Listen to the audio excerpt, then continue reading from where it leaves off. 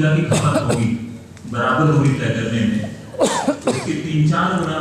ऊर्जा खर्च होगी अगर वो 300 किलोमीटर की रफ्तार से चल रही है, जैसा कि इस प्रोजेक्ट का प्रस्ताव है। और ये जो बात है, अगर उसको हम प्रति व्यक्ति जो उसका पैसेंजर है उसमें अगर इसको ट्रांसलेट करें, यानी प्रति व्यक्ति किलोमीटर, यानी कितने लोग कितनी दूरी तक जा रहे हैं, इसका अगर हम कंपैरिजन करें हवाई यात्रा का, बुलेट ट्रेन का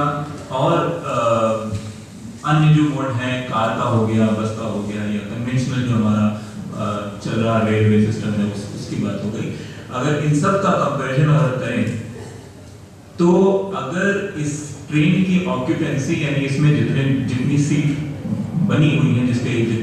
750 लोगों के लिए बना हुआ है, अगर इसमें 750 लोग नहीं चल रहे हैं तो निश्चित तौर पे ये शायद कई बार हवाई यात्रा से भी कम एफिशिएंट, एनर्जी एफिशिएंट होने की संभावना है इसकी। तो और इस मामले में अगर हम देखें तो इसकी कैपेसिटी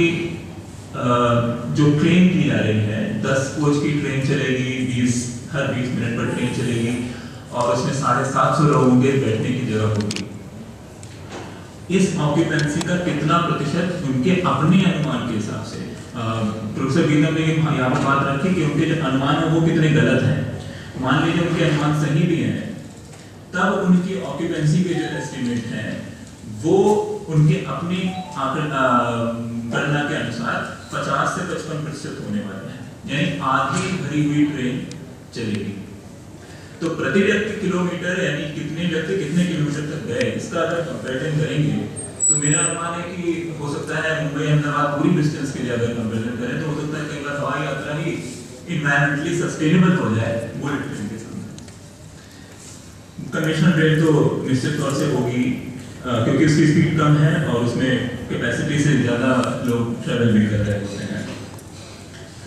फिर दूसरी बात की ऊर्जा की बात है, तो ऊर्जा आ कहाँ से रही है, तो वो इलेक्ट्रिसिटी से, इलेक्ट्रिक एनर्जी से ये चलने वाली है ट्रेन।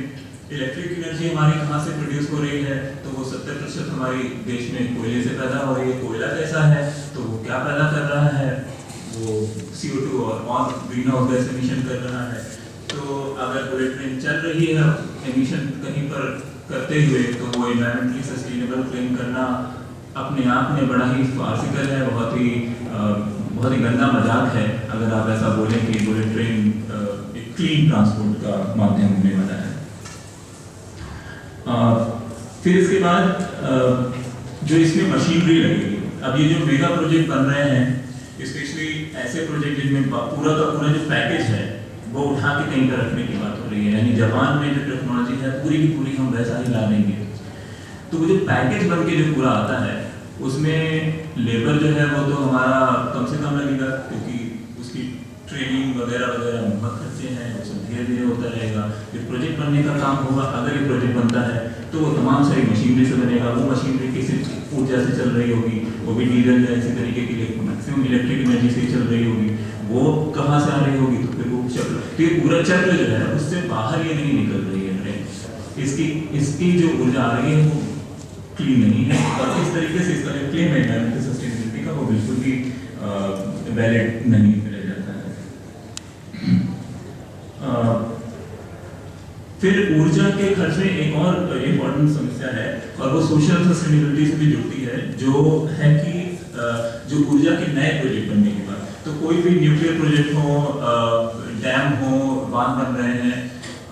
कोल पावर प्लांट भी और लगाने की बात होती रहती है। तो ये जितनी भी चीजें बनेंगी ये सब एक बहुत विकट समस्या से जुड़ी हुई है, जो है विस्थापन की समस्या, जो बुलेट ट्रेन के द्वारा भी हो रहा है और जमीन को हथियाने की भी बात हो रही है और जिसमें लोगों के विस्थापन की भी बात हो रही है। तो ये तमाम जो संकट हैं इस हमारे आज के वर्तमान समय के, उसमें बुलेट ट्रेन इजाफा ही कर रही है, किसी चीज का समाधान तो पैदा कर नहीं रही है। तो अगर ये समस्या पैदा करने के लिए प्रोजेक्ट बनाया जा रहा है, तो ये जो क्लेम है वो एक तरीके से उसको तमाशा पड़ना चाहिए पब्लिकली, और उसको अगली बार सरकार अपने मुंह से ऐसे क्लेम नहीं कर पाए, इसकी भी हमारी तैयारी रहनी चाहिए।